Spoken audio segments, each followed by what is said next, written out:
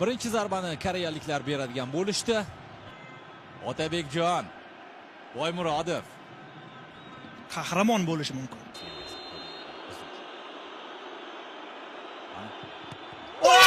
Sani jingalak sochlaringdan qoyil Otabek. Voy bo'ladigan bola. Ana endi urish kerak. Yashavor. Endi xotirjam. Abbosbek.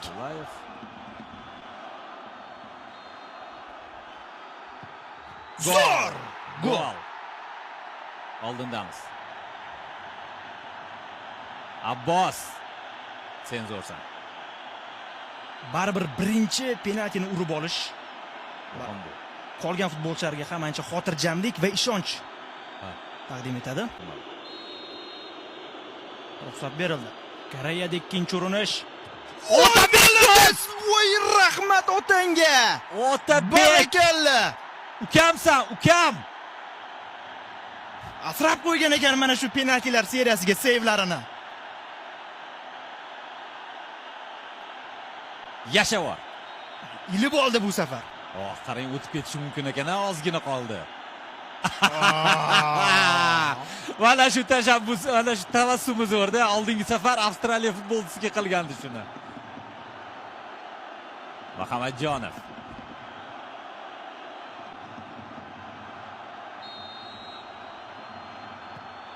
Gol! 2-0. Yaratganga shukr.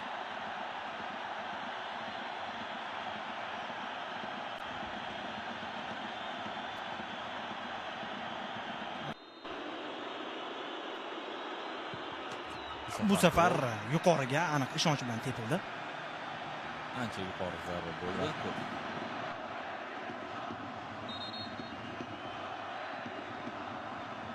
Negoz Boymurodov.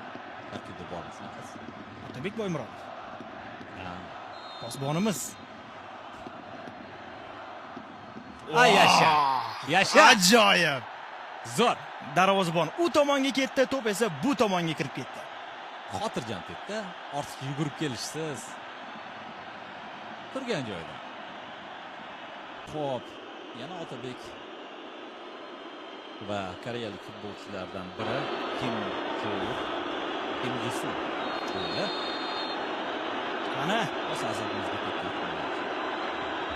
Yasha! Yasha Otabek! bo'ldi. Baraka top! Baraka top, ota o'g'il ekansan. Baraka top. Qahramonga aylandi haqiqatdan ham. Bugungi o'yinning g'olibi, bugungi o'yinning g'alabasi O'zbekiston, Otabek Boymurodov. Biz finaldamiz, qadrli do'stlar. Nafaqat jahon chempionati, balki Osiyo kubogi ham bizniki bo'lishi kerak. Nafaqat jahon chempionati yo'llanmasi. Yashasin. Yigitlar katta ish qilishdi, katta mehnat qilishdi. Bugungi g'alaba uchun juda ko'p mehnat qilishdi.